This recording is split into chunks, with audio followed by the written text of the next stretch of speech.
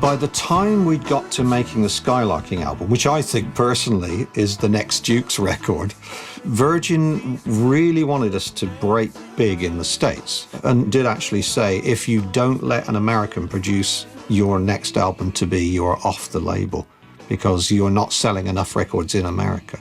And they said, you're gonna need a US producer, somebody who knows what Americans like and can find that in your music. Because I thought our music was pretty British. Okay, good luck. And they sent me a list of all these producers, you know, Arnie Dinkelberger the 9th and Ronnie Dangelheimer of the 14th and all that. I didn't know who all these people were. I'd never heard of them. So right near the bottom of this list was Todd Rundgren. I know who he is. I had an album of his one time. He's American, yeah, right. Oh, okay, so he produces, does he? All right, well, that might be fun. He's a musician. He knows what musicians are about. And I said to Dave, you know Todd Rundgren, right? Todd, yeah, I'm a big fan, of course I am. Well, how would you think if he produced an album? Yeah, let's go for it.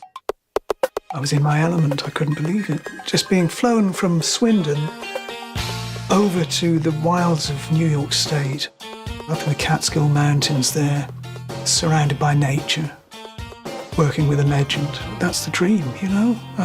How much better do you want it to get? He was a fantastic arranger, fantastic. You know, his arranging skills are really top-notch, which we needed, I think.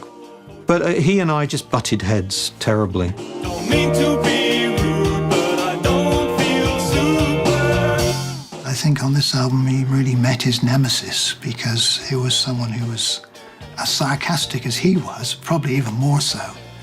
And Andy likes his pound of flesh when you're recording with him. If you haven't done 6 or 7 takes and he's wrung everything out of you, then he's not had a good time, you know. Whereas Todd likes first or second take, otherwise forget it, you know. It was just 2 different philosophies had met. I have a problem with authority, and this is my band and you're not telling us what to do. But all the time this ghost voice saying, if you don't be produced by an American, you're off the label. So I just had to bear it as much as possible. I would have liked Andy and Todd to have seen eye to eye and got along as friends. But you know, you've got the irresistible force and the immovable object. That's really what the problem was. But Todd did the job he was given, you know. He produced the record. It was a hit record. It saved our career, no question about it.